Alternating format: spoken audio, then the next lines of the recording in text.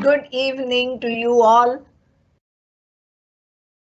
We are going to cover a very important topic today, which is about the WTO compatibility in India's foreign trade policy.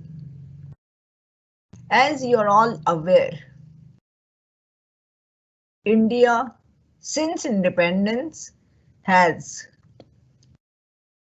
followed the trade policy which was appropriate and probably the best suited as per that time period and as per the situation which was prevailing during those times. You're all aware of the fact that India has been a founder member of WTO, meaning thereby GATT 1947, which was signed on 30th October 1947 and came in operation sort of on 1st January 1948, and 23 countries which supported the cause of establishing some sort of an organization for free and fair trade. India has been one of them. Right? So since 1948 till 1995, there have been different rounds of negotiations in which initial focus was on tariff and tariff reduction. 1964 onwards, member countries who were participating into the negotiations started realizing the necessity of incorporating some more issues along with tariffs into the GATT forum and the negotiations. The number of countries were increasing. Duration per round also started increasing, and the subject matters which came in live discussion were also increasing. Okay, and then came the Uruguay round of negotiations, which was the longest of all and which covered divergent areas.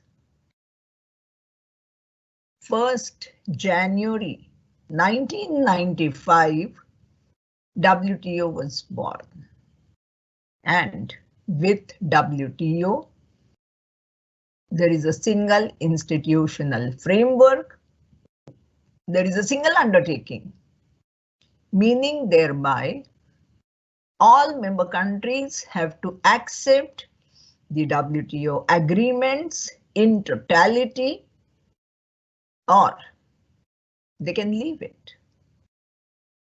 You're all aware of the fact that WTO is not imposing its membership on any country. It is optional.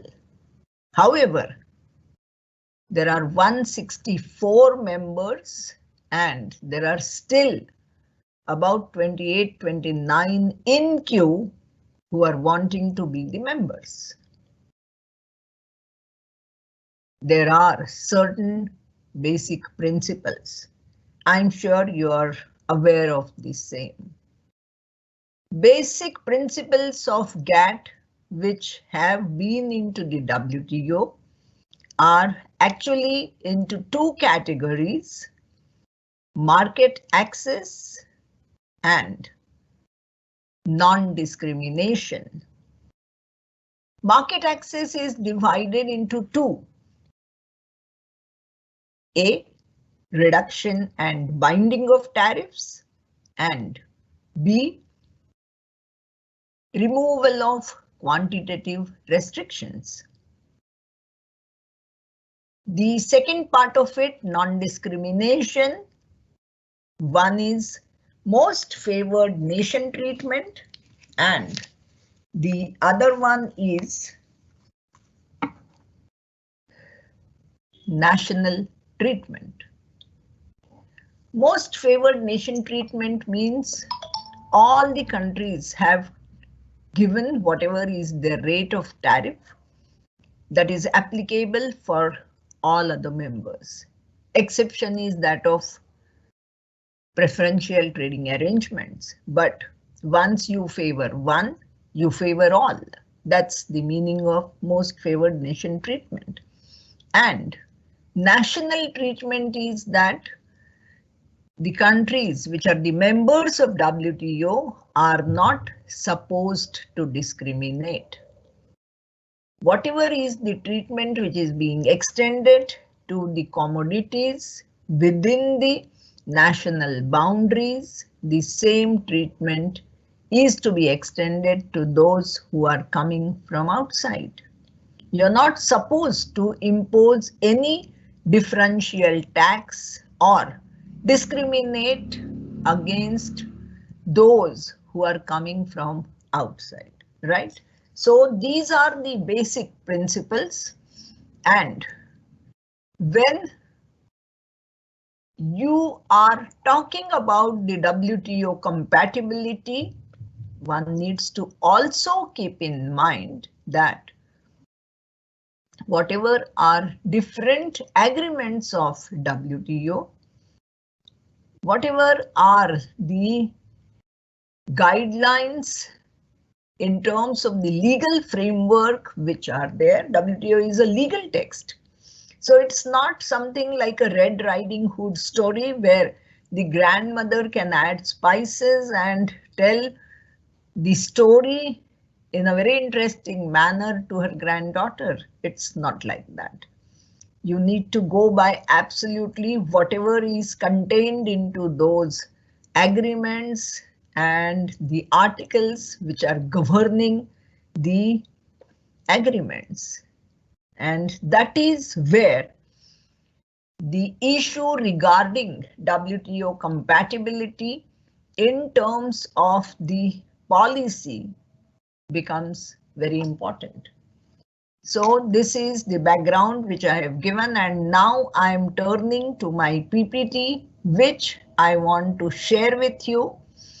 I've given initially the history and the record about how there have been different stages of trade policy and the reforms which India has undertaken since its independence till now. And then we need to see what exactly are the basic features and what are the important aspects of this current foreign trade policy. And then, of course, the important part comes in after these two issues as to what is the WTO compatibility aspect and how there is an effort to bring in that now, right? So I am sharing my PPT, and of course, I will give you the time for questions and answers. But let us keep it reserved at the moment. Let me show this all so that there is a clarity in your mind. Okay. So, yes, we are going to talk about the compliance with WTO in India's exports. So, yes, you all know that GATT prohibits actions of government organizations that distort normal trade, discrimination between member nations, and discrimination between domestic and lawfully imported foreign goods. It sets the guidelines for implementation and settlement of disputes. Dispute settlement is an important aspect of WTO, which was also there within the GATT also.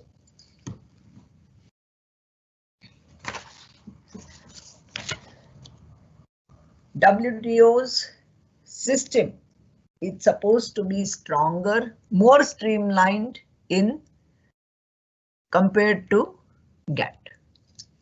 Coming to India's economic and trade policy, the international economics comprises of sovereign nations, each free to choose its economic policy.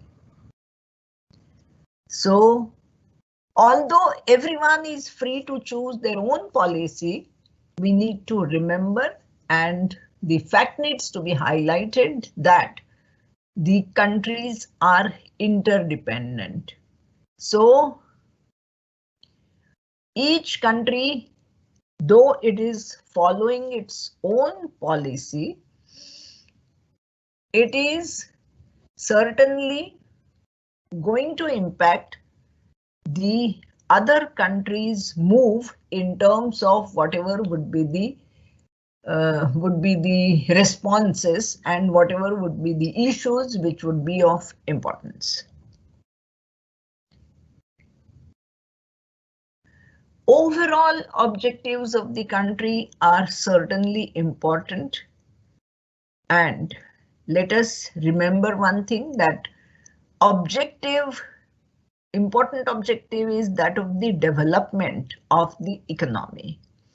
So, economic growth and development is closely connected with the foreign trade in policy.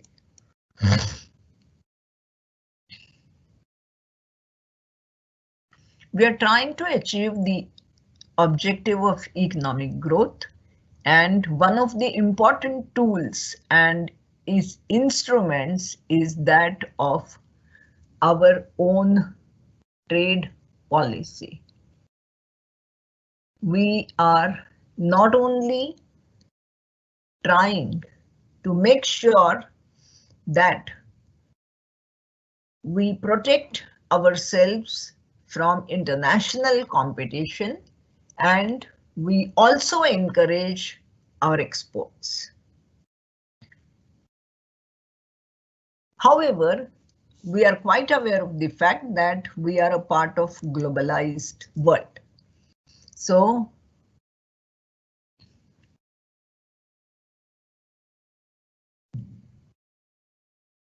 part of the system of policy making is the objective of policies is the part of the system of policy making, and policy makers lay down clearly the objectives of the policies. Certainly, we are interested in improving our trade with other countries. We want to defend regional market which is existing in the country. We want to expand the export of specific products, as this would facilitate in growing the regional market.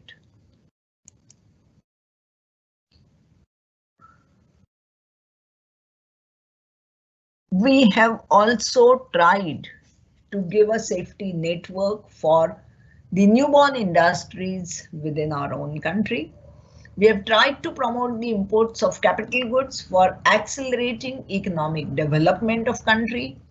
We want to hold and reverse the imports of goods which encourage unfavorable balance of trade, and we want to manage the export or import of goods and services for attaining the preferred rate of exchange.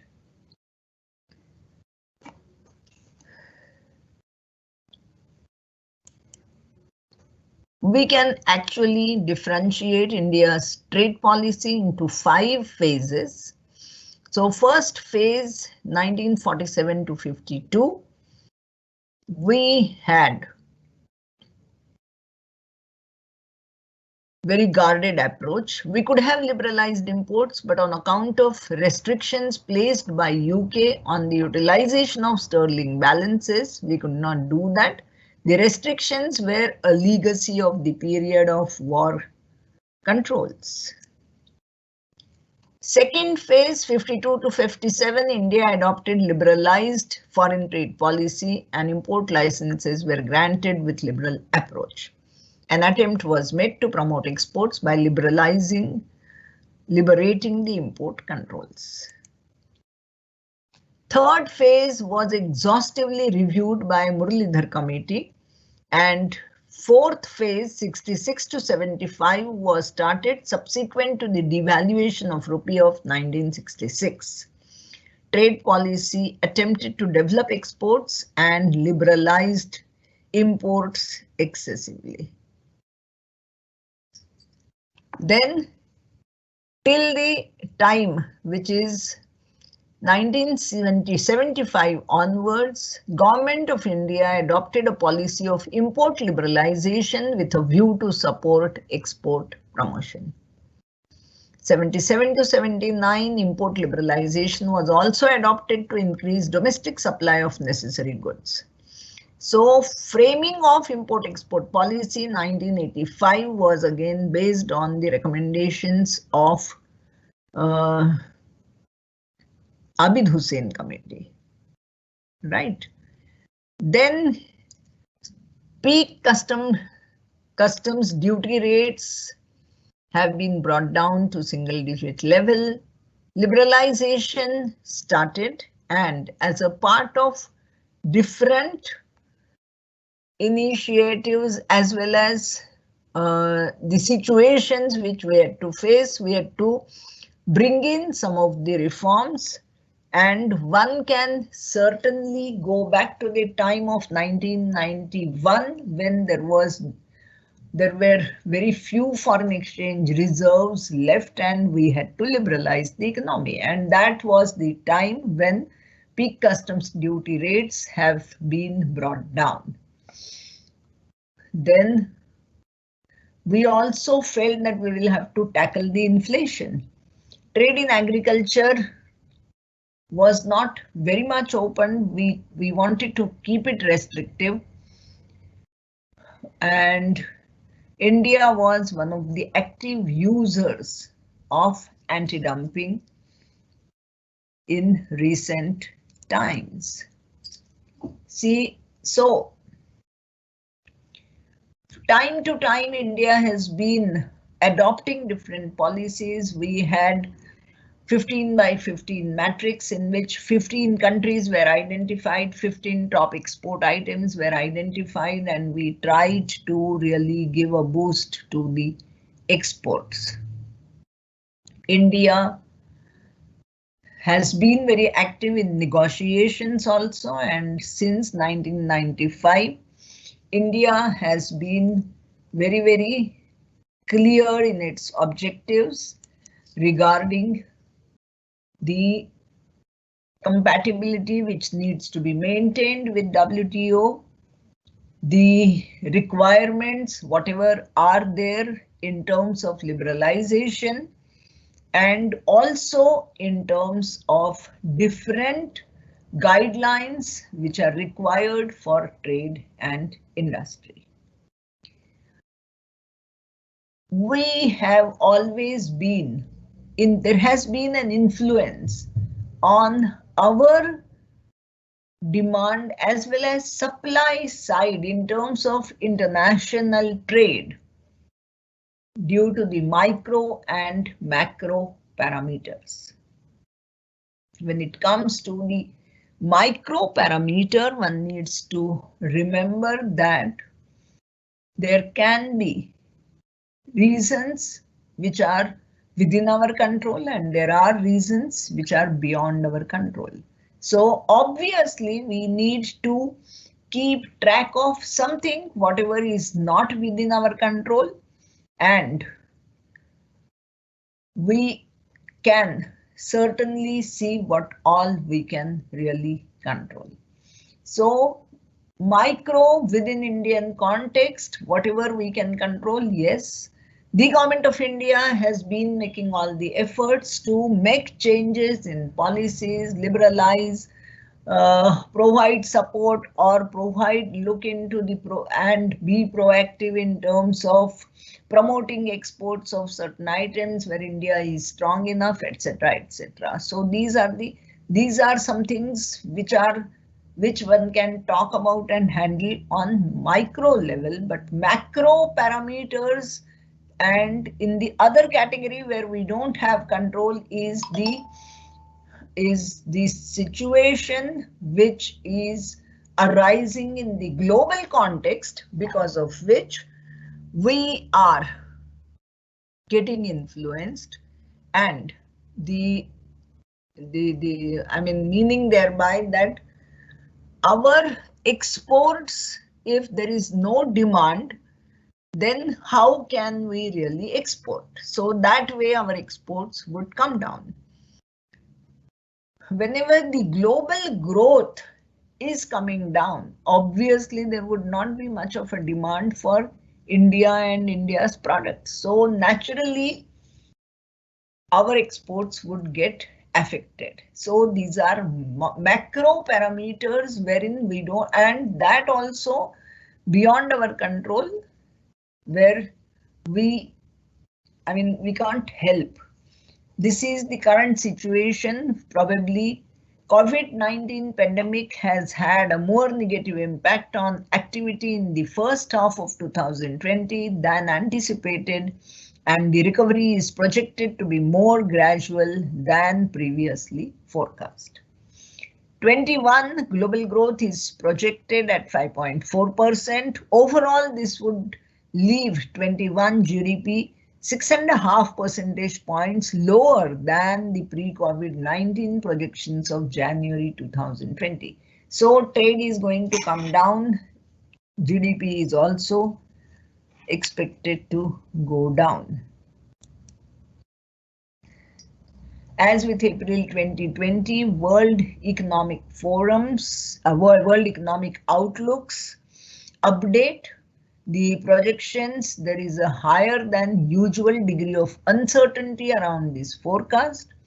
Baseline projection rates rests on key assumption about fallout from the pandemic.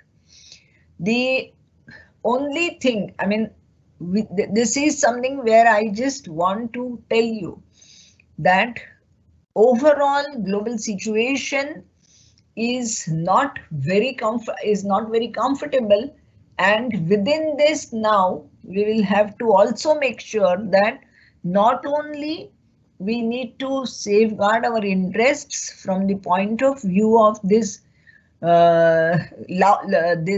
setback which we are experiencing and likely to experience further, but we will have to be careful because there is a possibility of productivity getting hit as surviving businesses ramp up necessary workplace safety and hygienic practices. The data are available here onto this link, and details can be worked out by those who are interested from here. This is the overview of World Economic Outlook projections, whereby this advanced economies, emerging market and developing economies. So 18, 19, 20 and 21. So 19, 20, 21, all those figures have been given, and country-wise also the things have been shown here. As far as India is concerned, I have tried to give a background about who are our top countries and which are the products, top export and import products. This is all covered into this table: China, USA, UAE, Saudi Arabia, Hong Kong. So export items are given here, import items are given here, and these are the big ticket items in India's export basket.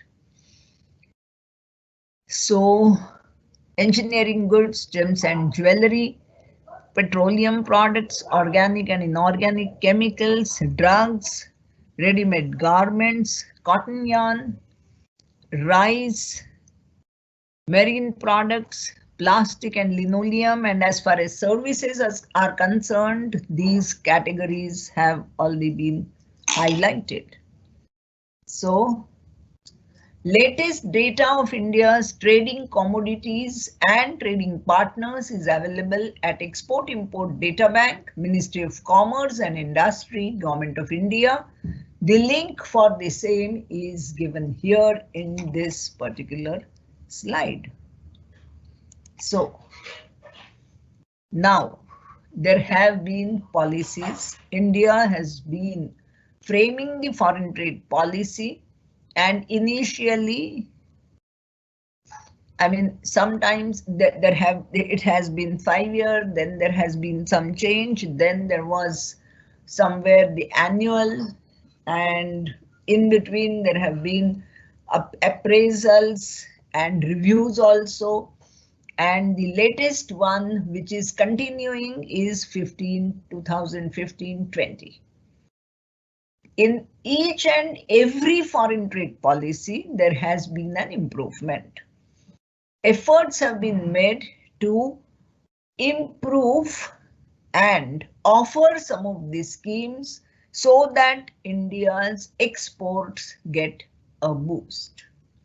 Now, this is something where whatever are the policies which are being followed by the Government of India, and the DGFT has been the main authority within the Ministry of Commerce, which is responsible for framing the foreign trade policy.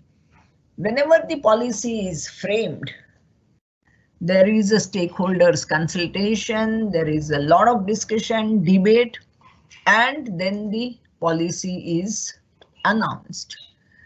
2000 earlier policy was 2009-14, which was supposed to be renewed for five more years, but 1 year there were a lot of consultations and the next policy was announced in 2015.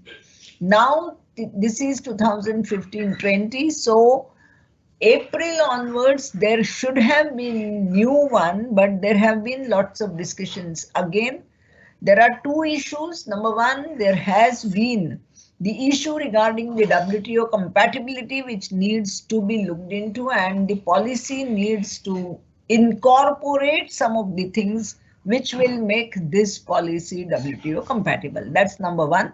But more important than that, there have been almost the pandemic is global, and this global level things have really, I mean, almost all the activities have really come to a standstill. Still, whatever are the important features of this policy, I will show you that, and we will come to the next point, which is about the WTO compatibility. Okay, so within this policy, there have been the schemes for export of goods, exports of services. There has been a stress on capacity building also. So, capacity building of relevant stakeholders and institutions is of utmost importance in order to fully realize the potential of various trade agreements and FTP measures. This particular policy has put a stress on training of officers of export promotion councils and export development authorities. Establishment of a trade research analysis cell in these institutions also was mandatory. Creation of internal team for soliciting value-added inputs from stakeholders was one of the important aspects, and development and regular updation of web portals of the institutions was also an important aspect which was incorporated, and main requirement was in terms of being computer savvy, making sure that there is transparency, making sure that whatever is the latest is really being exhibited. So there has also been an effort to give a boost to Skill India. Under Para 1.08 of Foreign Trade Policy, DGFT is implementing Niryat Bandhu scheme for mentoring new and potential exporters on the intricacies of foreign trade through counseling, training, and outreach programs. This particular series of webinars which you are attending is actually a part of this Niryat Bandhu scheme. IFT had been identified as a knowledge partner by DGFT, and we conducted live direct to desktop Niryat Bandhu programs, and about 30 batches of the programs.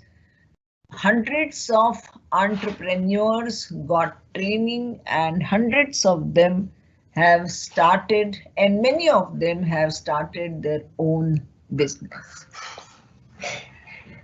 Then it was decided to convert this particular program through MOOC, which is Massive Open Online Cooperation. And that is how these webinars are now being conducted. Small and medium enterprises have been very, very important in terms of not only manufacturing, but also generating employment. So SME clusters have been identified for focused interventions to boost the exports.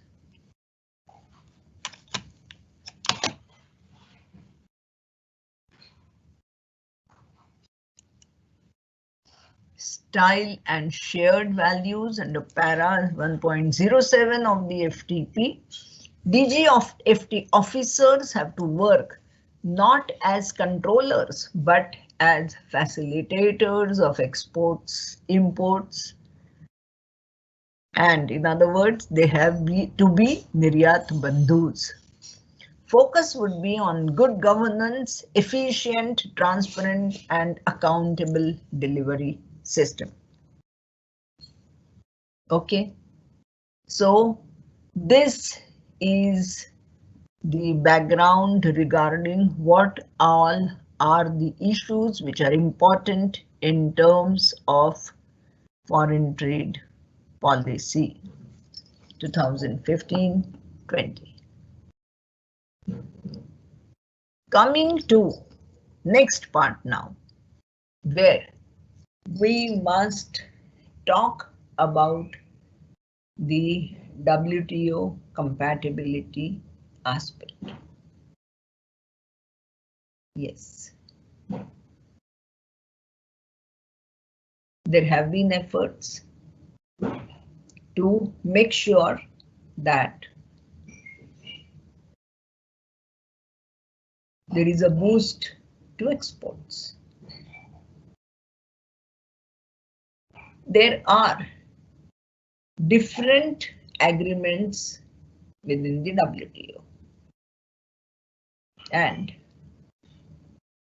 proper understanding about different requirements will actually help the exporters to go ahead, move forward in proper manner.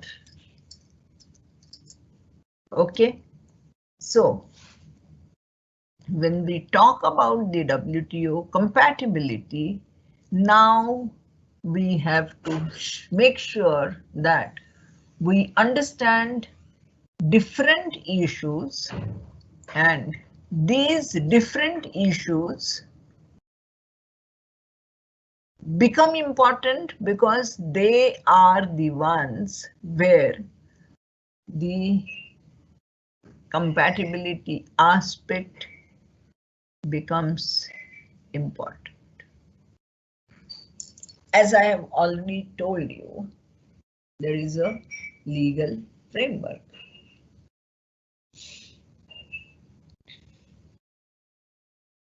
So when we are looking at the legal framework, we need to understand many agreements, and we also need to understand what exactly is the requirement in terms of some of these issues. You must have heard about the word subsidy. So, subsidy is something which becomes very controversial, but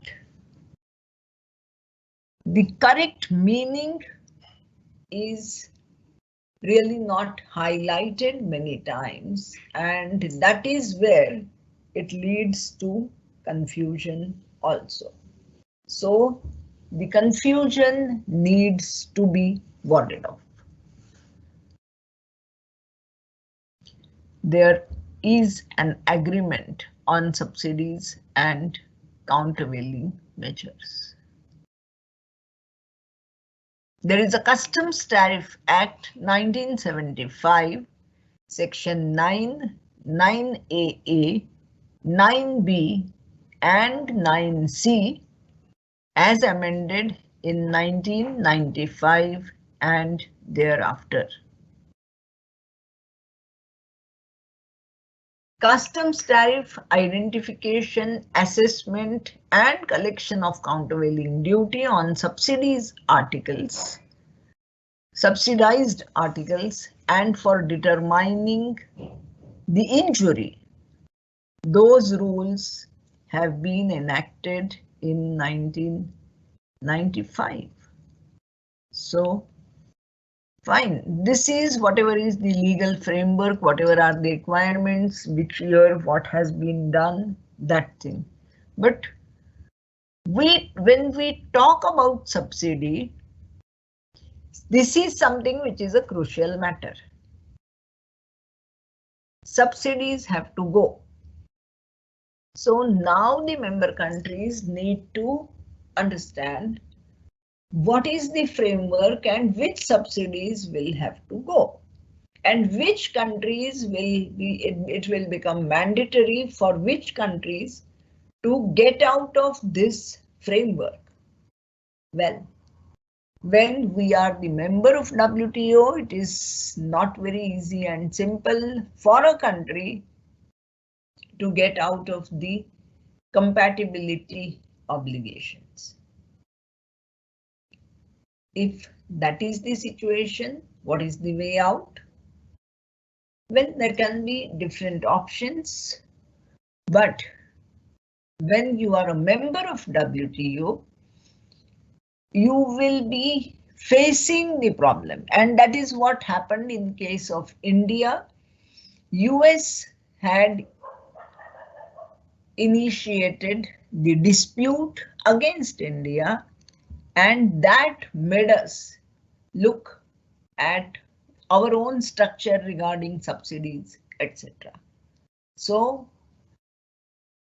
the dispute which was launched by USA again said the same thing, that India is not supposed to give subsidies. India is supposed to phase out its subsidies, and India is still giving the subsidies. So this is not permissible. So what is permissible, what is not permissible, what is it, that is an important issue. Krishna, when any person XYZ is unable to understand that, okay, this is something which is subsidy, it will not really sink in, and he will not understand what exactly is the significance of it. So for the understanding of anyone, be it common man or be it an exporter, be it an entrepreneur, be it the person who is newly entering into the business, whosoever it is, clear understanding regarding what is subsidy is necessary. There can always be a confusion. So each and every word becomes important. Subsidy is deemed to exist if there is financial contribution.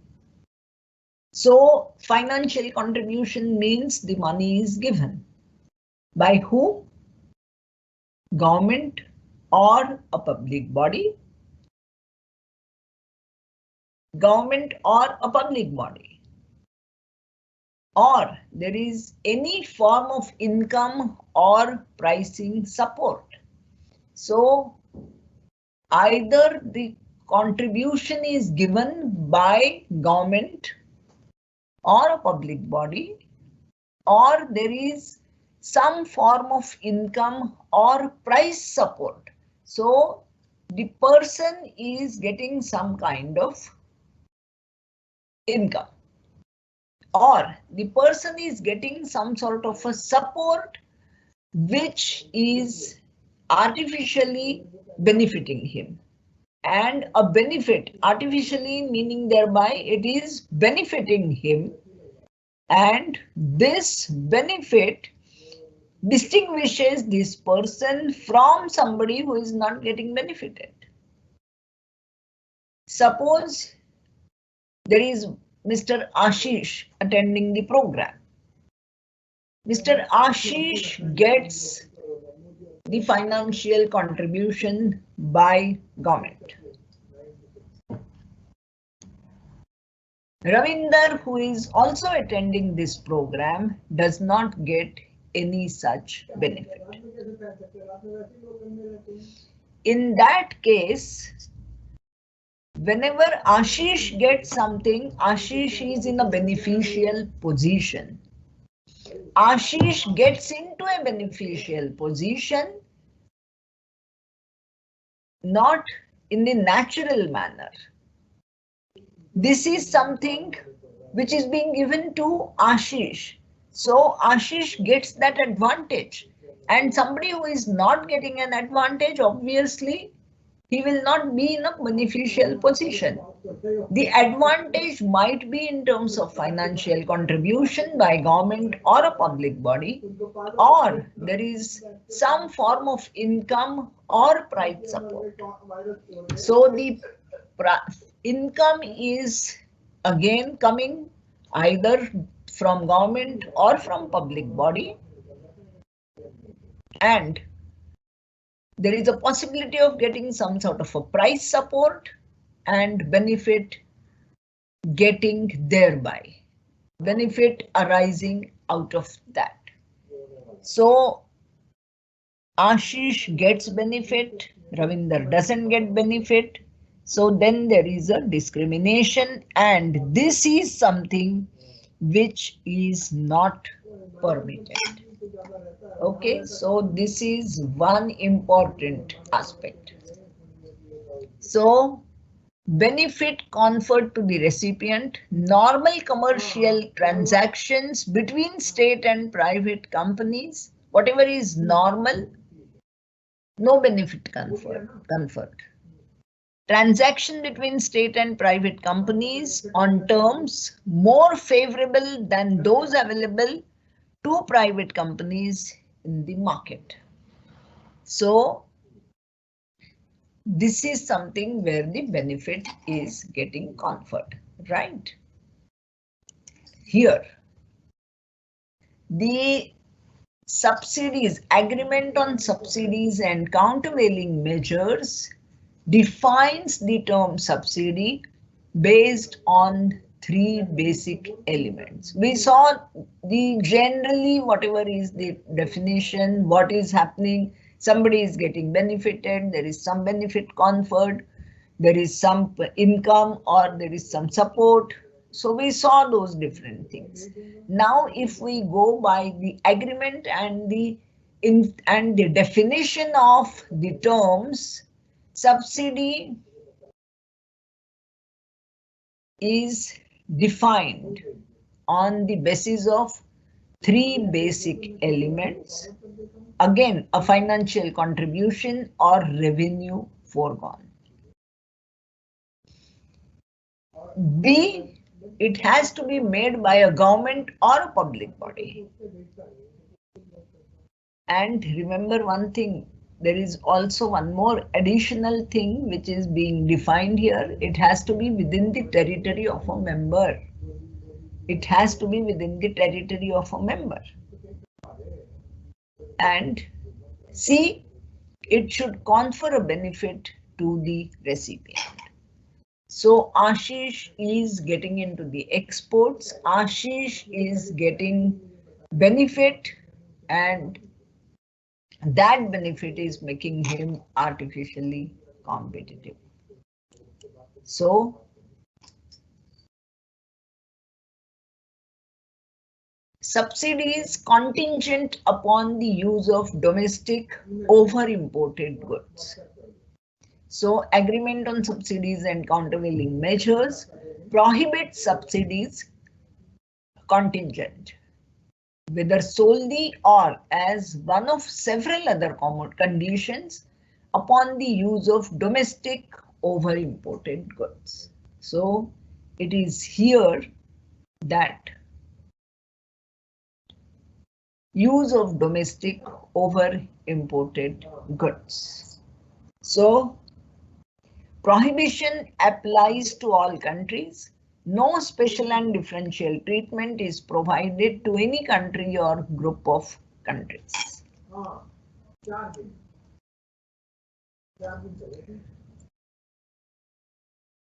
Subsidies contingent upon export performance.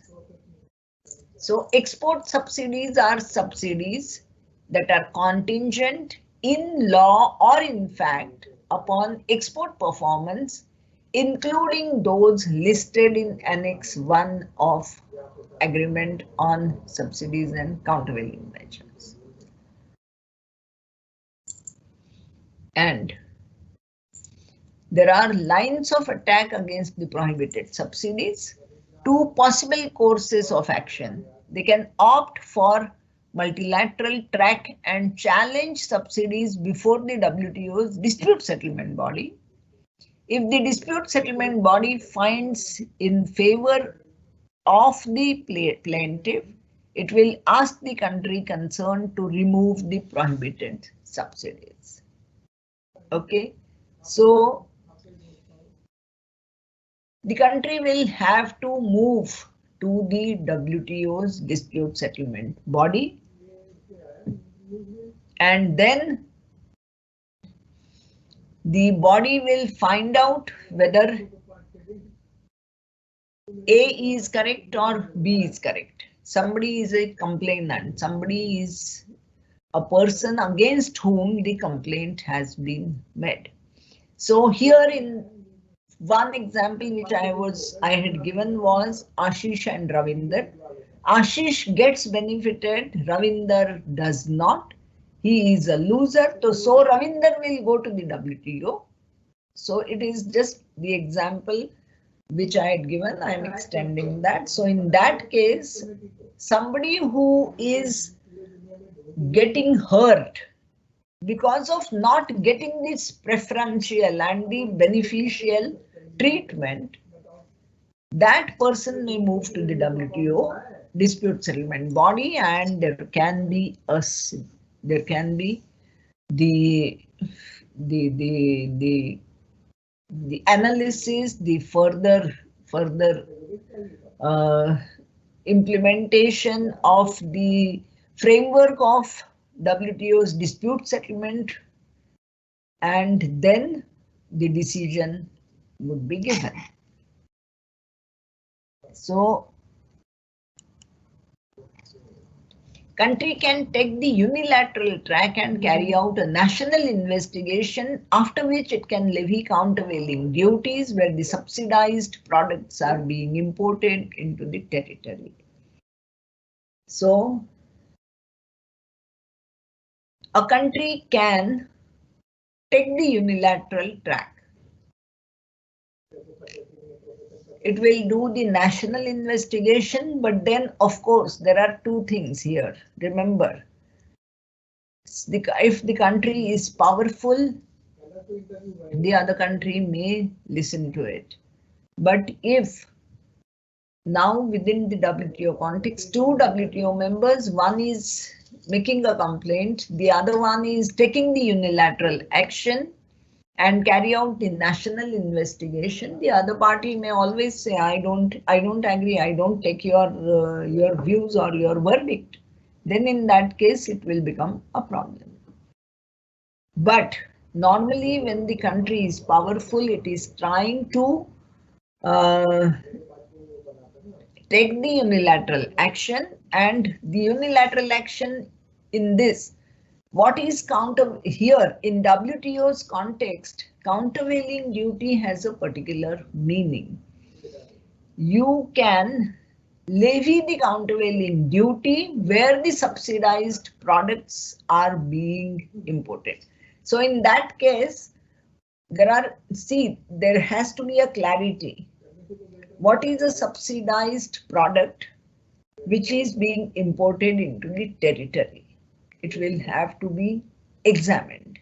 Which is a product, when it is being imported, it is coming at that rate because there was a subsidy involved and that particular country got the benefit got conferred onto that country, and that country has now given a product. So that counter, and the country now, the country which wants to really prove this and take the unilateral action, the country has to do this. It has to carry out the national investigation. It has to decide how much would be the countervailing duty, and it will be levying this countervailing duty. It will have to be on the basis of subsidized products which are being imported. So the product which has been imported, how much is the subsidy involved in that? That will have to be proven. Unless and until it is proven that the product which has come in was subsidized, the country cannot take the unilateral action and cannot impose the countervailing duty. I hope it is clear. Again, if there is any problem, we can always come back to this and we can really see how this is done. So either dispute settlement body or unilaterally, it can impose the countervailing duty which is equivalent, so that that benefit gets nullified, right?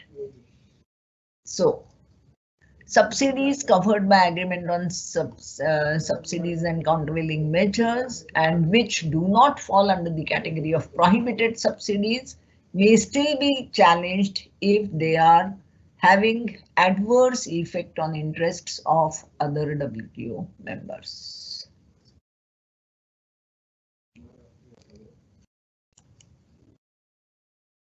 There are certain subsidies which are non-actionable. Article 8 of the ASCM initially defined some subsidies as non-actionable if they were intended for environment protection or to make up for regional inequalities within a state or to promote research and development.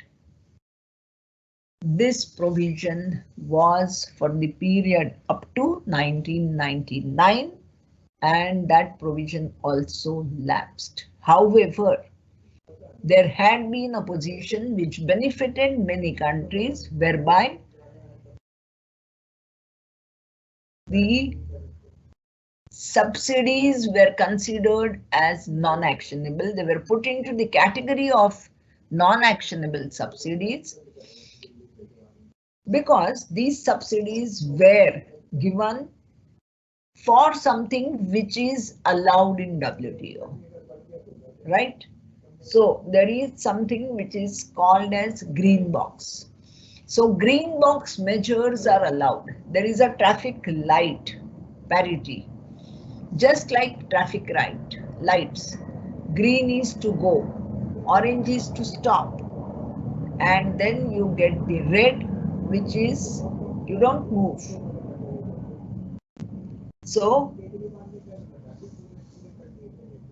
this is something where the green subsidies, green box incorporates some of these things which are not objectionable, which cannot be challenged because they are permissible.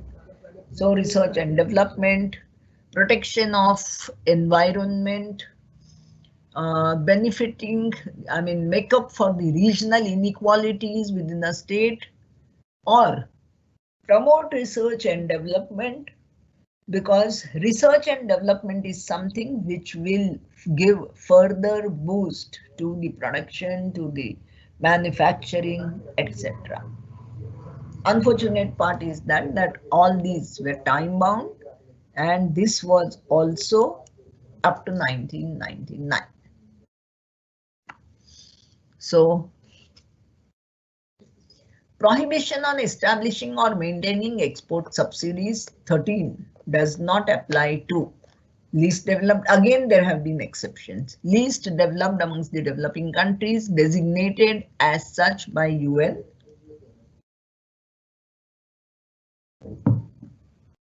So United Nations has defined the least developed among the developing countries, and those which are LDCs, they are exempt from this subsidies removal.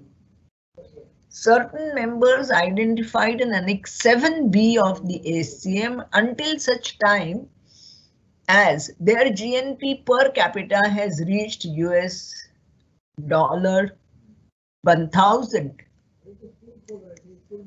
per year in constant $1990 for 3 consecutive years. So there has been Article 7B. There have been certain countries which have been identified. They were allowed to maintain the subsidies till the time their per capita income did not reach $1,000 limit, and even when the $1,000 limit has been targeted and has been reached, remember one thing, that particular level has to remain for 3 consecutive years. Then only after that the exemption would cease. Till then they will get the exemption. That is what is the beauty of it.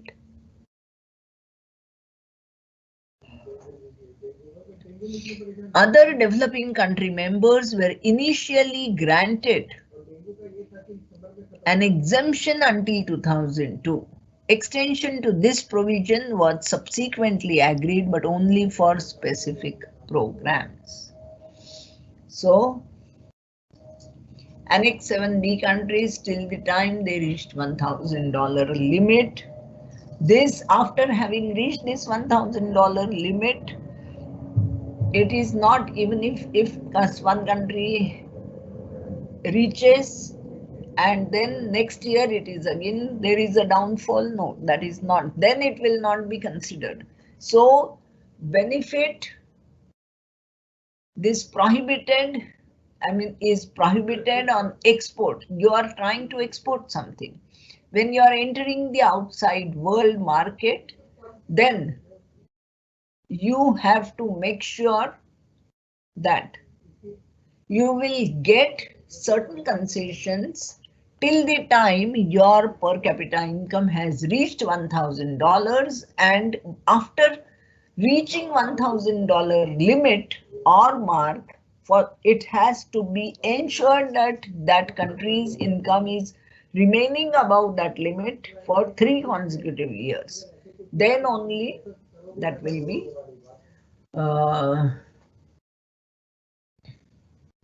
be out of this. Till then it will not.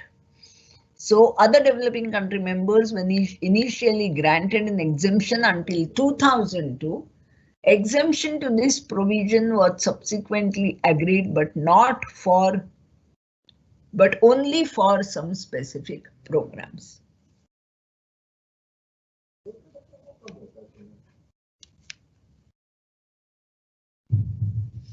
So far we have seen two things. One is subsidy, financial contribution, either by state government or public body. Then the part comes in, which is again very important.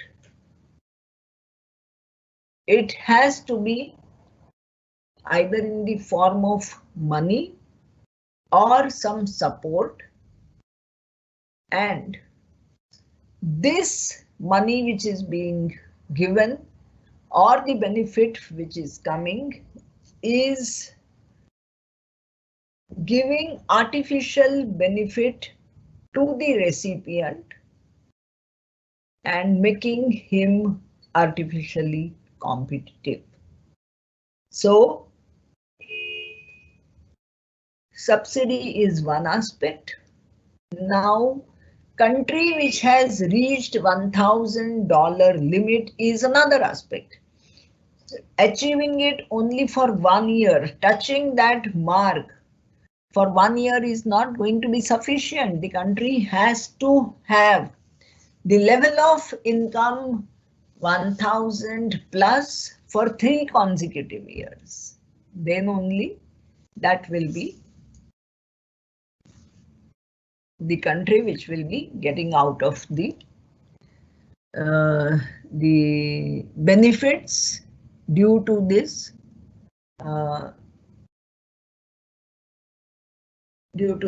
particular provision of 27B, right? Sorry, 7B. So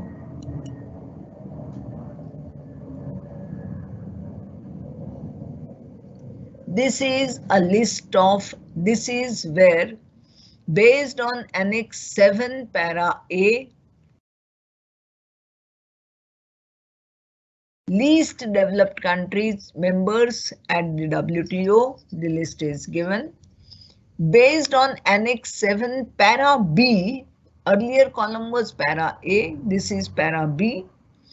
Certain developing country members which are coming into that category, where India is also there in the second category. Just have a look at this list and you will see India is there, and there are many other countries also which are. So these have been the countries which were allowed to maintain this, which were allowed to get this benefit and still maintain this status regarding WTO compatibility, in the sense that whatever was done, they were being given the things because that was permissible. Beyond a point, it will have to go, because the moment you are reaching 1,000 or you're crossing the benchmark of $1,000,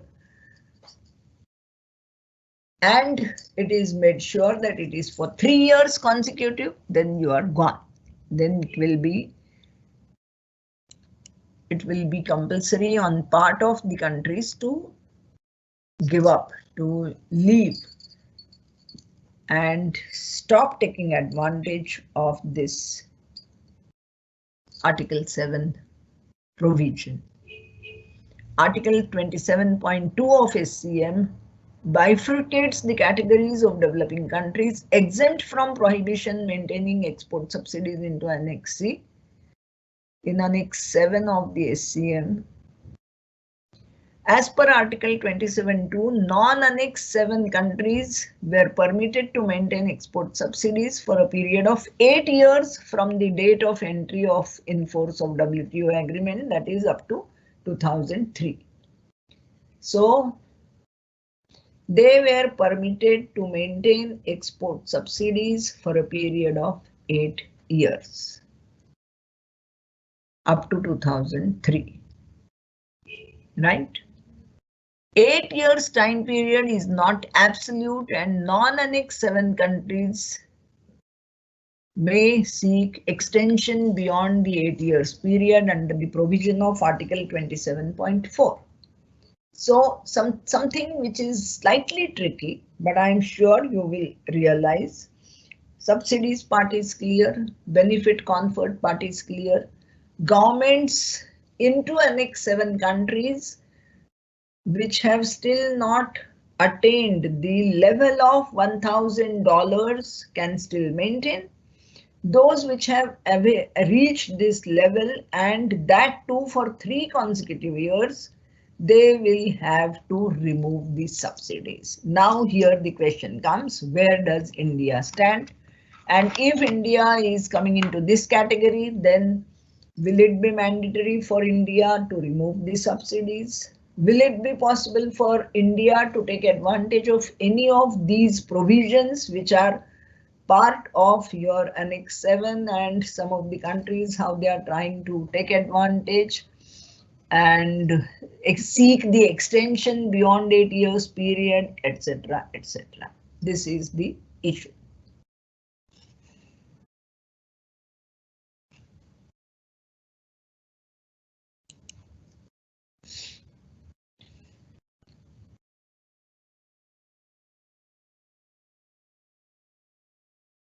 So this is very clear. I have already explained you first bullet. The list which was shown into the table is now again the names of the countries have been given. So some of the countries got included also onto this list on January 20, 2001.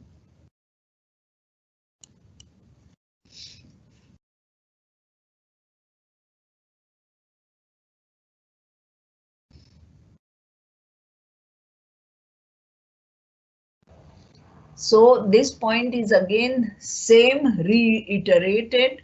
They were allowed to maintain the subsidies till the time they reached 1000 mark, and till the time this mark was not achieved for 3 consecutive years. And then of course there has been a guidance which has been provided. Actually, the whole issue becomes complex only because of the interpretation challenges. How can this be interpreted? I told you that WTO is legal text. The lawyers have been giving the interpretation. They are defending our stand, and they are the ones who are trying to show that yes, in certain cases we can still get the exemption. I'll show you in subsequent slides how some of the agricultural products we can still give the subsidies till about 2023. Okay, that will come. Now here it is being made clear whether an 8-year time period is actually applicable is a question shrouded in ambiguity, since there are no official references to this point in WTO documents, apart from a proposal by certain developing countries. So certain developing countries have certainly given a proposal, but there are otherwise no official references to this point within the WTO documentation.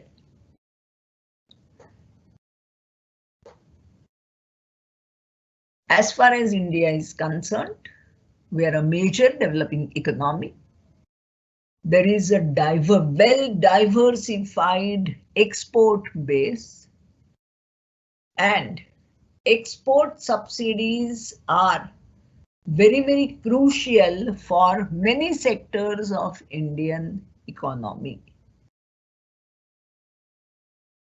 You know, it is not only sector crucial in terms of production of something where we have comparative advantage, but here our point is, and our problem is that there are many of these sectors and export items where the well-being of the individuals is getting connected, because it is these sectors that are providing the employment to large number of people.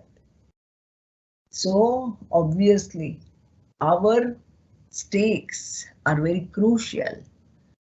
We require the subsidies to be maintained because of the diversified export base, and we also get benefited. There is a lot of employment generation because of this. So obviously there would be a big problem, and there would be an attempt also to get as much extension for this as possible. Alternatively, the subsidies have to go, which means that we need to be very competitive in terms of our own products.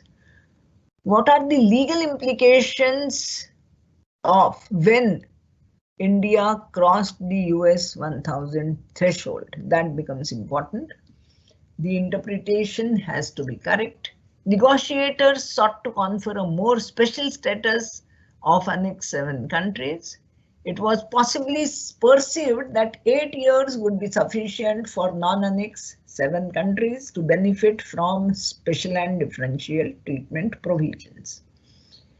Annex 7B of SCM lists 21 countries, including India, which are entitled to maintain export subsidies till they reach 1000, which we have already crossed in 2017. This is something which becomes crucial. Okay, now India's stand is like this.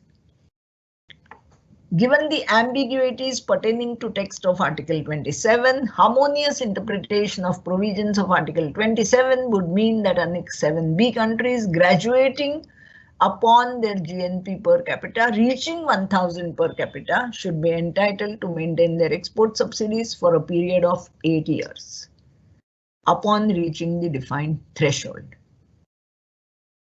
In the case of developing country members included in Annex 7, 8-year period shall commence from the year in which they graduate out of Annex 7.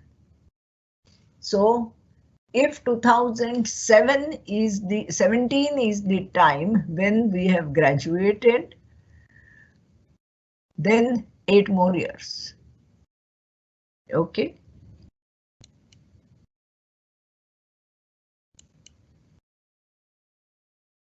The proposal originally mooted by India has since been revised to include interests of their Annex 7B countries such as Bolivia, Egypt, Sri Lanka, and Honduras.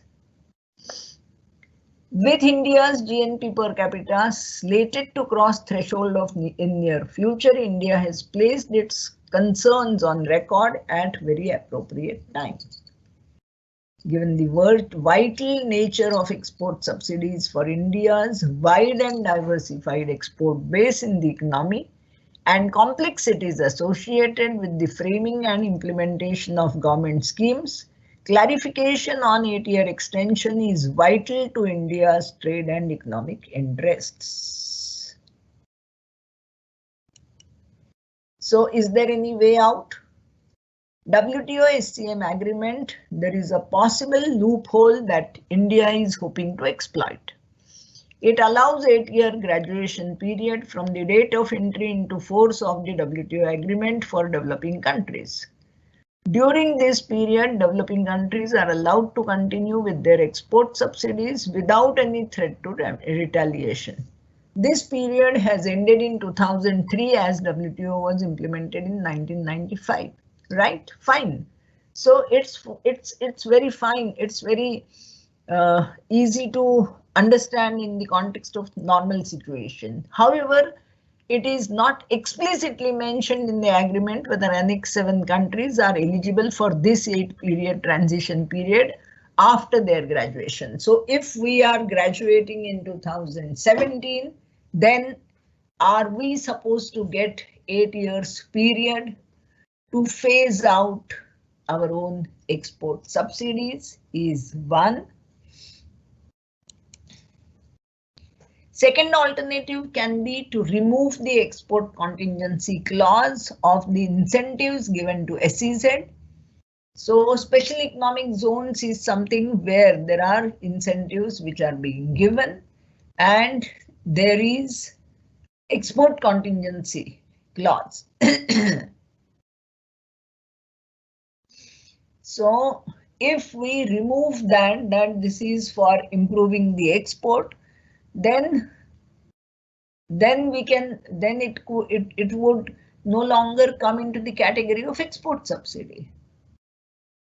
India can link the incentives to other performance indicators such as employment creation, technological upgradation, high value manufacturing, services, and so on. So such benefits can still be actionable under the WTO law, but importing country has to prove injury. Then in that case, India, so it is all question of interpretations. Subsidy, you have understood, 3 years consecutive time period when it got 1000 plus, that is clear. 2017 has been the year. The next question which comes is that regarding the interpretation, whether India can still get 2017 onwards, whether we can get the exemption for 8 more years. That's one. Alternatively, we can remove. SEZ is one unit. SEZs are the units where there are various exemptions and various concessions which are being given. So the policymakers, not policymakers, those who are the stakeholders are now suggesting that why do you bring in this export contingency part of it? Remove the word export. Let there be units. They are getting the concessions, and with the help of that concessions, if they are giving this exemption for environment or for R&D, etc., you allow that, right? Another possibility is that try to link it with employment generation, technological upgradation, some sort of employment, this technology, the high value manufacturing and services, and you go ahead with whatever you are doing. So whether they still become actionable or not, you will have to really seek the guidance. But SEZ, since Indian SEZs are not major exporters of manufactured goods, it may be difficult for the importing country to prove injury. So that is also one of the big problems. Well, there is one more option which is being given. I mean, these are all the options which I have read through and which I thought that, okay, I can put forward. And then, of course, whatever are the officially, whatever are the things which are going to come up and which are likely to take a shape, I will show you in next 10 minutes, and after that I will turn to your questions. There can be an option to reorient subsidies exclusively towards the services. Since WTO is yet to develop a discipline on subsidies in services, subsidies given to services fall outside any WTO discipline. So fine, this is also we will have to do it very carefully. With increased servicification of manufacturing, services used by SEZ units can be subsidized. Subsidies can be given to compensate for logistic services cost, labor transport cost, labor training cost, advertising and marketing costs, to name a few. So give subsidies to the service sector because they are still not getting covered into a category of prohibited subsidies, right? Then you give certain incentives. Don't say it is a subsidy, but try to give some help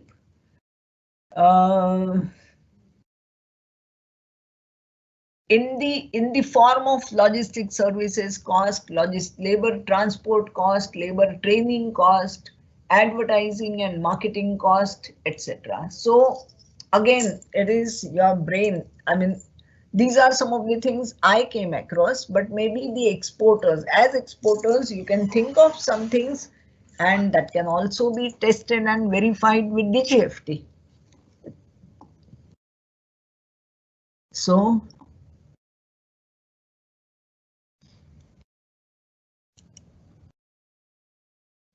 the fourth, so three options we saw.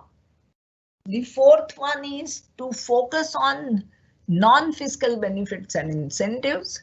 Studies have shown that non-fiscal incentives enjoyed by Indian SEZ developers and units are far less than those offered by countries such as the Republic of Korea, China, Philippines, Bangladesh, etc.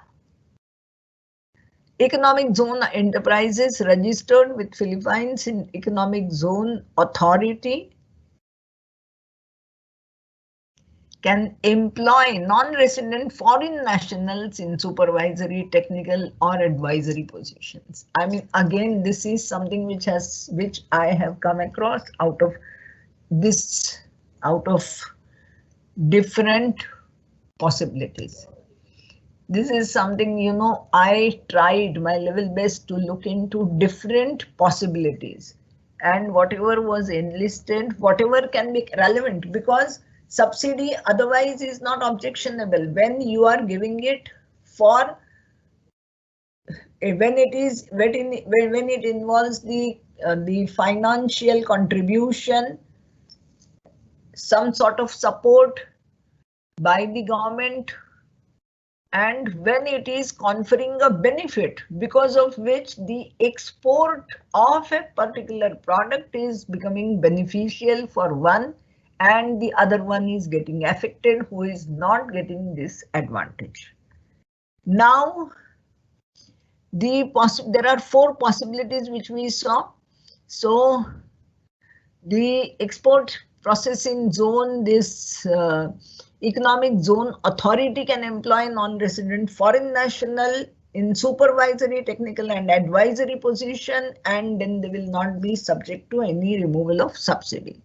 So this helps in visa processing, foreign nationals in PZA, that is Philippines. This is what is Philippines they have done. So we have to explore the possibility as to whether in India the same thing could be done. So Republic of Korea allows the establishment of foreign educational institutions and foreign hospitals in free economic zones. So whether we can do that, that also can be seen. Such facilities are not available in India. Such incentives are difficult to challenge in the WTO and are also known as smart subsidies. So SEZ were proposed to receive single window clearance for central and states approval, which has not happened. Due to this, their inability to get non-fiscal incentives, companies in Indian SEZs are more dependent on fiscal incentives than companies located in SEZ of competing countries. Here again, it is the competition between the two, yourself and the other unit located in the other part, which is getting fiscal benefit. So all these issues will certainly have to be seen. And how can there be a compliance? There can be thorough review of all applicable measures. So this is about WTO's compliance regarding governance measures employed in connection with SEZ program. Thorough review of all applicable measures and identification of possible inconsistent measures. Prompt reporting of possible WTO inconsistent measures. Development of a plan to phase out WTO inconsistent measures and implementation of phase out plan. Clear? So these have all been the possibilities which have been put across by different academicians. I have compiled them here. So you need to undertake a thorough review of applicable measures and identification of possible inconsistent measures, whatever is compatible, whatever is not compatible. Prompt reporting of possible WTO inconsistent measures. That certainly can be done. Development of a plan to phase out WTO inconsistent measures and implementation of phase out plan. Okay, so now we come to this particular part from the PPT. So far I had compiled all the information from the existing literature, and based on whatever sources I could get about it, I have put them together and possibilities have been thrown open. Now this is the part which I have taken from one of the DGFT officers' PPT. So there has been the issue is regarding India phasing out all subsidies. India will not be allowed to give any subsidy. In this context, USA has taken India to dispute settlement body and complaint was registered by USA against India. What have been the main features? Look at that. 14th March 2018, request for consultation submitted by USA. July 23rd July, US panel was composed.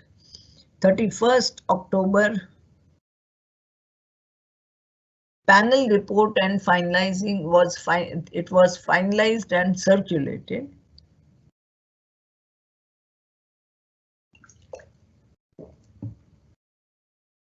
This is the chronological order in which the things have moved. Okay. 14th March, 23rd July, 31st October, 19th November 2019. So 31st October 2019, panel report finalized and circulated. 19th November 2019, there was an appeal filed by India. India said, no, everything is not correct. So you have a relook. So 10th December 2019, appellate body no longer, then the result could not be given because now the appellate body does not have minimum strength of 3 member 3 members. The members have retired and no new members have been appointed. There is a stalemate which has come in the dispute settlement body because of the reluctance on part of USA to clear this appointment of appellate body members.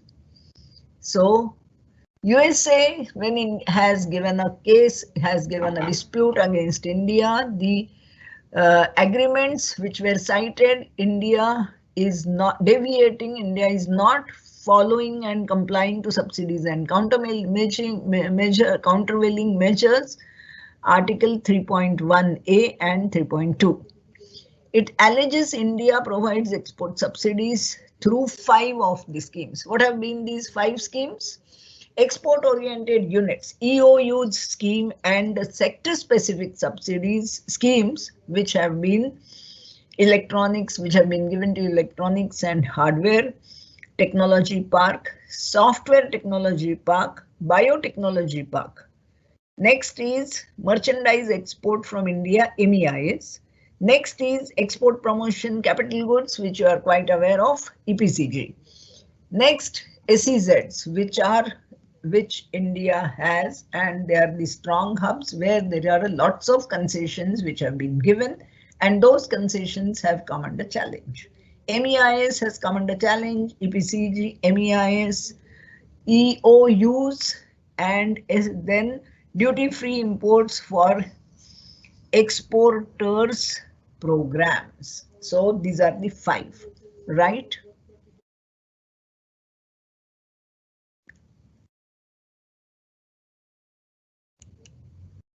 So India's thresholds under WTO, this is all clear. I have already told you. So whatever in the textile sector is now facing a challenge because India's global share in textiles and apparels has crossed 3.25 is the limit, and below that, if you are there, you can easily maintain your subsidies.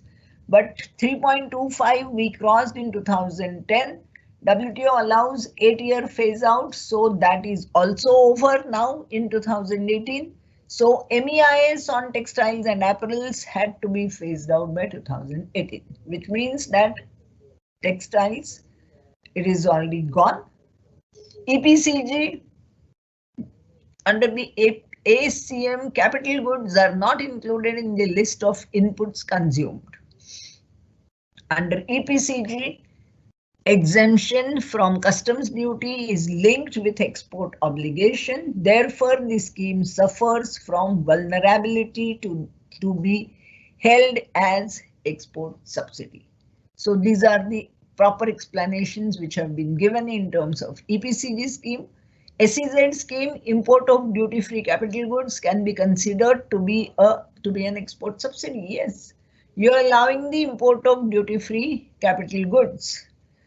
Then direct tax concessions provided to firms in SEZ which are contingent upon exports would be treated as export subsidies. So you are giving something which is conferring which is conferring the benefit, a financial benefit and financial support because of which there is a benefit, and that is not allowed, right? So India's thresholds under the WTO, under the textile sector, we have already crossed. EPCG, there is a problem. SEZ schemes, there is a problem. And agreement on agriculture, however, was negotiated in Uruguay round and entered into force with the establishment of WTO. But WTO consistency on export subsidy has to be determined in the first place under the agreement on agriculture. So EPCG, MEIS, EOU scheme, insofar as they concern agricultural products, they do not fall under the scope of 3.1 of ACM. So we are safe. EPCG, MEIS and EOU, insofar as they concern agri products, they don't fall under the scope of 3.1. Agri products which fall under the scope of Article 9.1 of AOA are permitted to continue till 2013. Well, so we are safe up to 2013. End of 2023. 9.1 any costs as associated with marketing exports of agri products including handling, processing and shipping are permissible. So we are safe again in terms of many of our things which are going in terms of handling, processing, shipping, etc., which can be exempted, which are getting into the category of exempted and permissible. So yes, that can be done. And subsidies concerning agri products that involve reduction in costs or in shipping, international transport, foreign charges, freights in terms of more favorable than domestic shipments are permissible. Again, this is permissible. So this slide is very clearly mentioning about agri where we are safe and there is not much of a problem. So what is the way forward? Consultation committee was formed in 2018 by Department of Commerce for the review of export promotion measures under the foreign trade policy. Then EOU scheme may be continued with a different nomenclature by removing the emphasis on export oriented. So you remove the word export oriented, you remove the focus on making it export oriented, and scheme can be renamed as industrial production scheme. So not export oriented units, industrial production scheme, and you can continue with those things also. Okay, what about EPCG? Depending on the intensity of use of EPCG scheme by different sectors, it may be advisable to allow duty-free imports of capital goods for certain thrust sectors. Yes, that is very crucial for India. Duty-free import may be allowed with linkage to employment generation or overall production. Fine, you try to get duty-free imports and link it with employment generation or overall production and see whether there can be the exemption in this. Okay, next, lower customs duty on capital goods may be applied based on the quantum of investment made in any product. Okay. Lower custom duty on capital goods may be applied. So you are allowed to apply lower customs duty based on quantum of investments made in any project. Right. Then permit duty-free imports of capital goods for manufacturing units located in towns of export excellence. Go to those towns of export excellence and permit duty-free import of capital goods for manufacturing the units which are located into these. So that way, if you can shift a base and take advantage of this. However, these are all the suggestions. No concrete proposal has been released as yet.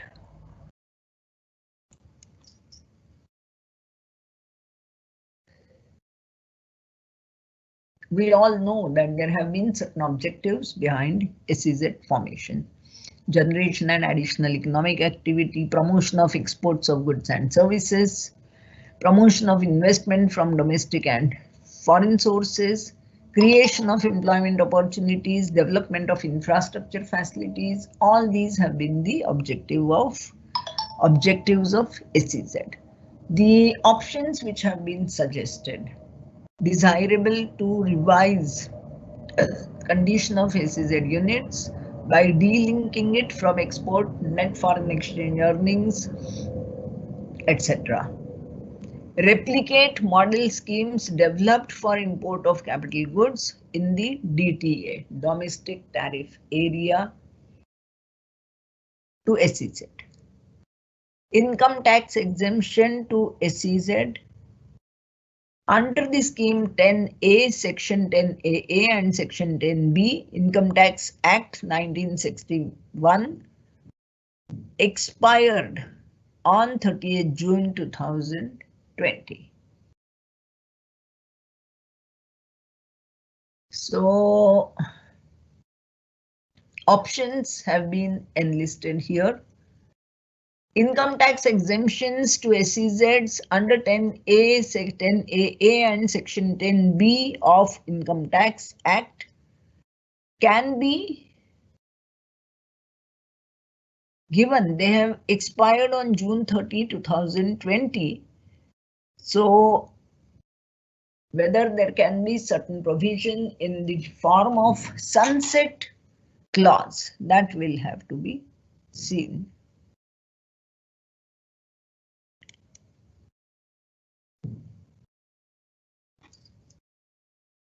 So this is now certain schemes which are in the offing, certain schemes which DGFT officers have been thinking about. I do not really know when it is, whether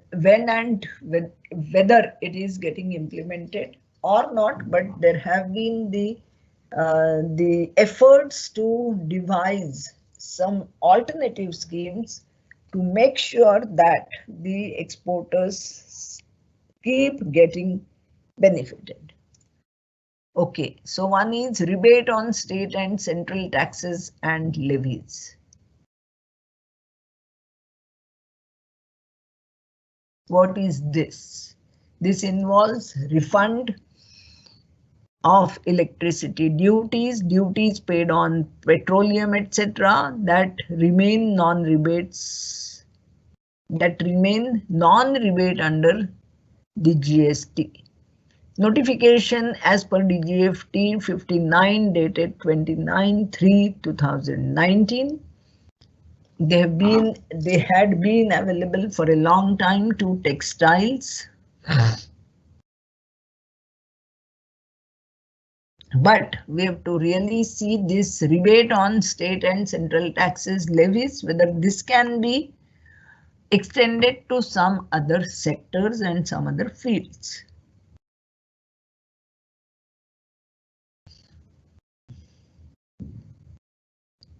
Similar to MEIS scheme, ROSCTL would be issued in terms of duty credit scrips. So just like your MEIS, there were exempt scrips. So this, under this also, there would be duty credit slip. Now the important point comes. This is rebate on state and central taxes and levies. What exactly is the status? Textile Gazette, the notification has been given in January 20, 2020, but schemes is yet to be operationalized and rates have been notified for Chapter 61, 62, 63. Wide Ministry of Textile Gazette notification. Okay. So this is one scheme which they are talking about, rebate on state and central taxes. The other one is transport and marketing assistance. So this is, so if 5 schemes are getting scrapped, at least they are coming under objection, and there is a compulsion to remove them, India still needs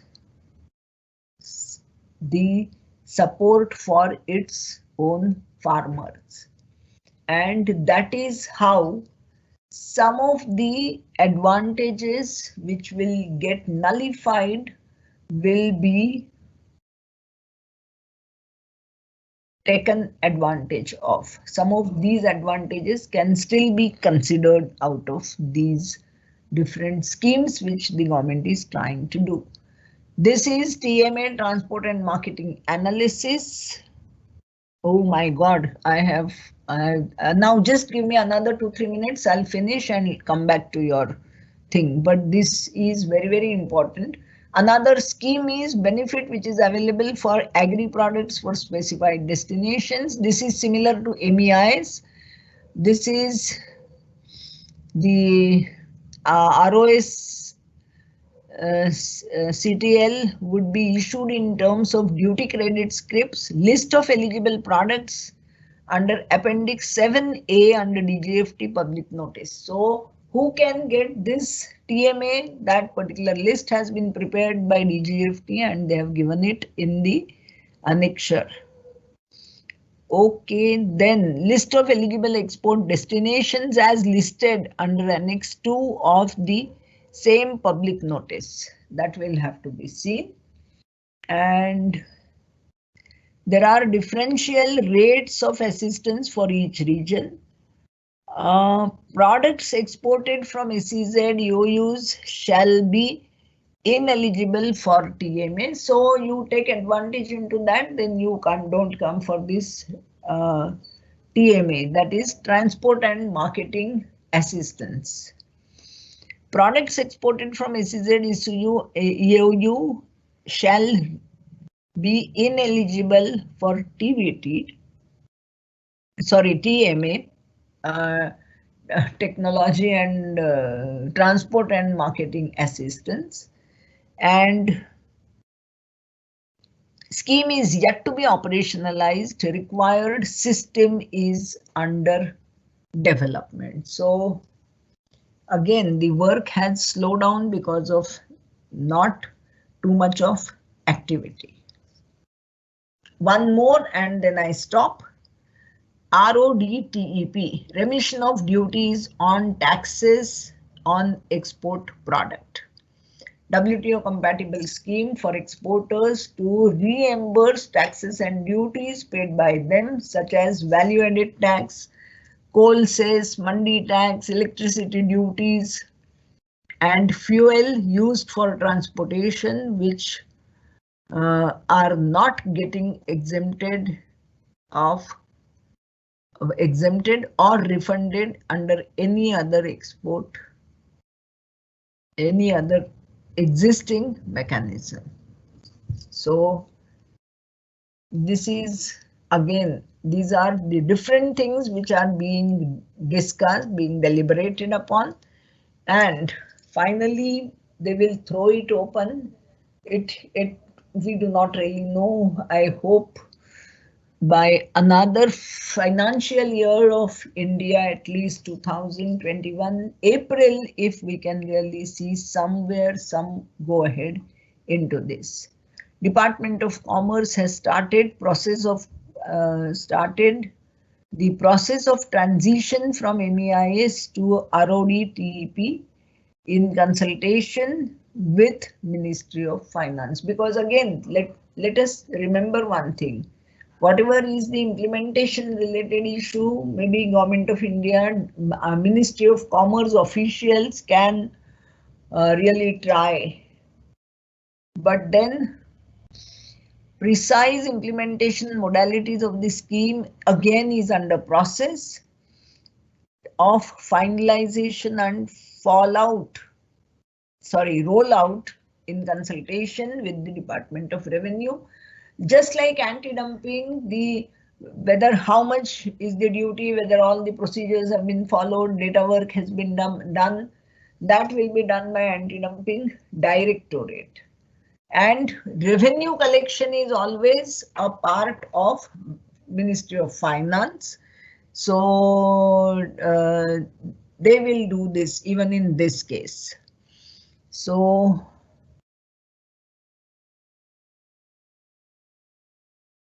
coverage under the scheme would depend upon the funds made under the overall outlay of the scheme, keeping an account of support provided to sectors under any of the scheme of the Government of India.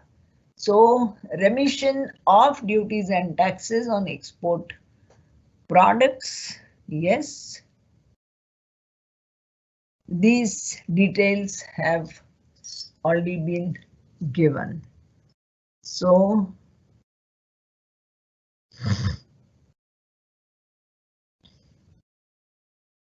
Yes.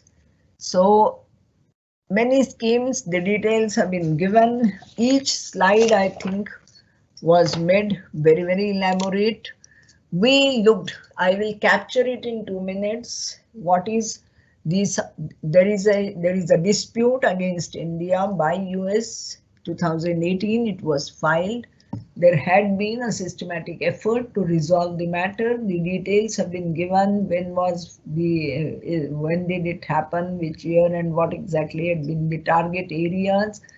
So yes, 5 schemes have been announced as non-compatible. If those 5 have to go, then what is the alternative? So Government of India has looked into it, DGFT officers have looked into it, and we are trying to make sure that the correct information goes to you all. But 5 different schemes which the government is thinking about in terms of this TMA, ROS, CTL, and the third is ROS, CTL, rebate on state and central taxes and levies.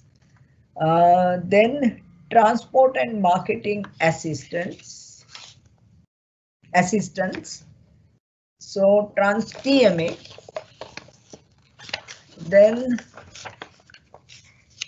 after TMA, you have this RODTEP, remission of duties or taxes on export products. So this is WTO compatible scheme for exporters to reimburse taxes and duties paid by them, such as value-added tax, coal tax, coal cess, mandi tax, electricity duties, etc. So RODTEP. Now implementation has yet not started, but it should really happen soon. What I'm doing is I'm putting this as into the background, and I will come to this. So there are some questions. Presentation is not visible. I do not know. PPT is not clear. I think it was made clear, but well, what I'll do is I'll try to redo some of the part if it is not clear, maybe because maybe in some slide there was too much of the matter. So I will redo that and I will post it once again. That is something which I can do, but PowerPoint presentation had some issue. Kindly address, please. I'm really sorry, but 2 questions. Is duty foregone on raw material inputs as being done in SEZ amounts to subsidies, or only duty foregone on cap? See, come on, Rudraksh, please note one thing. It is not the duty foregone or anything. Something which is conferring the financial benefit on the exporter, which is making him artificially competitive. That is something which becomes objectionable in this subsidy. So duty foregone on capital goods is subsidy. Can duty be levied in items under ITA? I will have to check, Rudraksh, but I think in any case, all those things are now they're trying to remove those things, and probably they will try to have this RODTEP in which whatever you are talking about, these things which are in consultation with the Ministry of Finance, and priority sectors and items have also been identified. The scheme implementation is likely to be completed by 31/12. I believe this was given into that PPT. If it was not clear, probably, but textile is already under coverage of the ROSCTL. So this will not be this which is expected to subsume in RODTEP, but precise implementation, finalization, process, rollout, these are all in consultation, are under discussion, and that would be done under the consultation of the Ministry of Finance. So, see, main issue here is whatever is objectionable, because that is not WTO compatible, that will have to be re-looked into. USA has already lodged a complaint against India and 5 schemes have been pointed out. So all whatever is there, in first earlier part, I tried to explain whatever can be the different possibilities by way of which you remove something. See, the objection is when the main problem comes when you are offering something which is going into the category of the subsidy, because it is a financial contribution either by the government or by the public body. This is the some sort of support, income support, if it is also to given, and naturally somebody who gets benefited. USA says that okay, because India is giving that, those products which are coming to my country, they are my producers, my consumers, my people are at a loss. So don't allow these things to come in which are becoming artificially competitive because of government conferring the financial benefit on them. So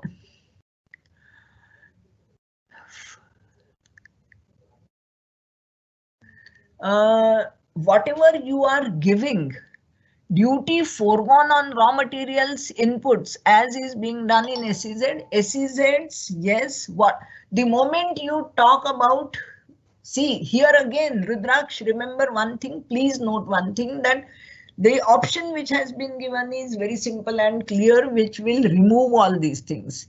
The issue is you are talking about the duty foregone, right? So duty foregone on raw material, fine. But the moment you are connecting it with the exports, then that becomes objectionable.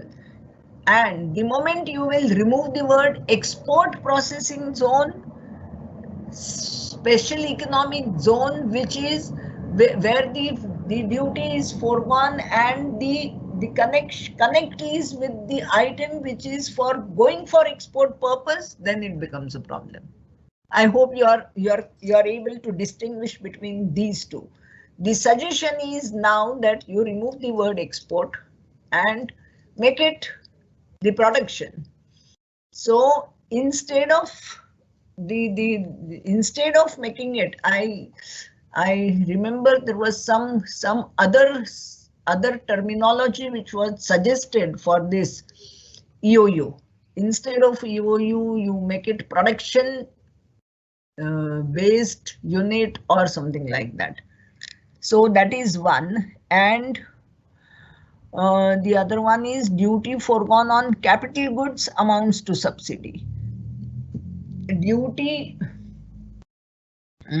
foregone on capital goods, because of that whatever is the benefit which is making the person competitive, that is something which will be the subsidy part, and that is where there can be an objection, and that is where there is a challenge from the US government. Now the main problem is that the appellate body has to have enough number of panelists. The dispute settlement system of WTO is actually considered as jewel in the crown. This jewel in the crown is now its authenticity is coming in stake, because of the simple reason that whatever is the number of members which is required in the panel and in the appellate body, that number people retired, those members retired and new members had to be elected. USA blocked that decision regarding this induction of the members into the as panelists into the appellate body and into the WTO's panel, dispute settlement bodies panels. Now you know what is happening is certain alternative arrangements are being suggested by EU and some other countries. So whether that will be allowed and what exactly happens to the dispute settlement body, that remains to be seen. But unless and until, I mean, so it is a question which needs to be addressed on a bigger forum, in the bigger canvas, in the wider context, because then it is you are trying to again go back on multilateralism. You are trying to do it with limited number of members and you are trying to thrust those things on majority of the members. So how will that happen? But today only I had a class on WTO, some other issues in the morning. So I was looking at different books and for your information, there are various publications. The information which I have given in this is compiled on the basis of different newspaper articles, Government of India reports, etc. But I could lay my hands on one book which is very interesting. This is the behind the scene at the WTO, the real world of international trade negotiations. This is Z book, in association with Focus on Global South. And this has given variety of the articles in which two things they've mentioned. One is that about the sanctions along with this WTO, the more powerful countries which are imposing these sanctions unless and until the other country comes and tries to bounce back and fight the issue with strength, the sanctions continue. That's one. Accession related also, and it was very interesting for me also when I read that if some country wants to give an application, wants to be a member of WTO, it has given the application for accession. And sometimes it may so happen that the more powerful country may block the entry of that country into the WTO. It will block, I mean, it can't block indefinitely, but it will try to stall it. It will try to postpone it. Well, that's all I think I would like to say on this. I don't think that there is any further question. So I think I'll stop here. And PPT related, whatever is the problem, I will try to remove some of those things. If there is no clarity, I will try to redo and I will give it once again. And I do not know what is the system here, whether it will be shared with you once again or whatever. I am not aware of it, but well, I will try to take care from my side, and next time onwards, yes, it's a lesson for me. I'll try to make it clear. So thank you very much. Thanks a lot, Rudraksh and many others who might have attended it. I am not able to see the names of the participants, but I am sure it was an important topic. I tried to give you the comprehensive information and understanding.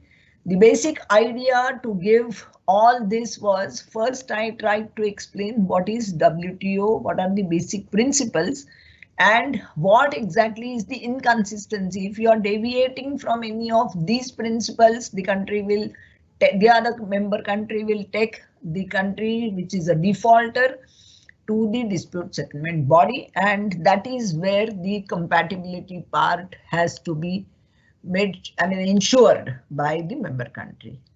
Then I talked about different phases of India's foreign trade policy, because how we have really moved. We had quite a restricted regime earlier. The focus was on imports, substitution, and export promotion.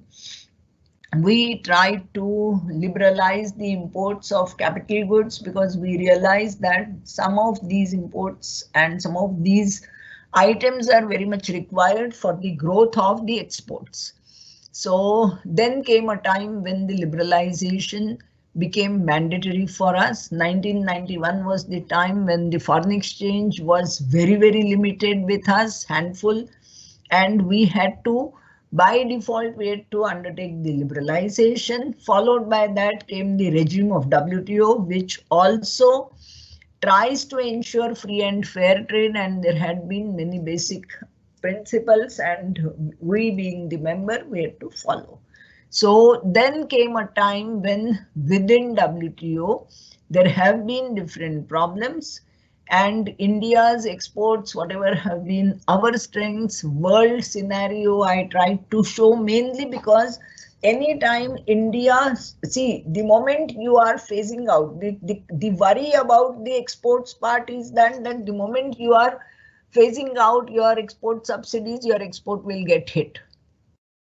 Well, our exports, whatever are the big ticket items I tried to show you. We will have to really see where are the subsidies and textiles.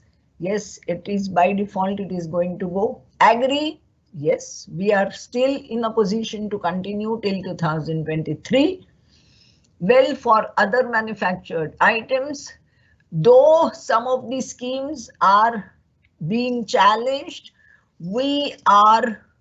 the government of India is trying to substitute some of these schemes and make sure how the assistance can still be provided by putting them into the other category, by giving some proper interpretation of the required mandate. And that is how finally I tried to show you where the hitch is, what the WTO, the USA's dispute is, and what exactly are the issues which are coming up, which will be the sectors which will be able to continue with some of the subsidies, which are the sectors where though the subsidies which cannot be given, you try to make some changes. For example, remove this export part and you allow them to be given into the SEZ also. So fine, I think I tried to give in an comprehensive manner the explanation regarding how to bring in the WTO compatibility. How is the government of India trying to bring in this WTO compatibility in our foreign trade policy.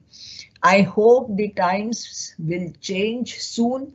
I hope the things will move in a positive direction. Corona will get under control sooner or later, and then the world situation will come back to normal. Our supplies, if they are not being demanded by the world, then of course there would be a demand supply. We will not be in a position to export much. Then because of this removal of the subsidies, if there is further hit, whatever are the issues, where can we take precautions, where can we take advantage, etc. I have given. So I stop here. I think I've already taken more time, 10 more minutes. So thank you very much and all the best.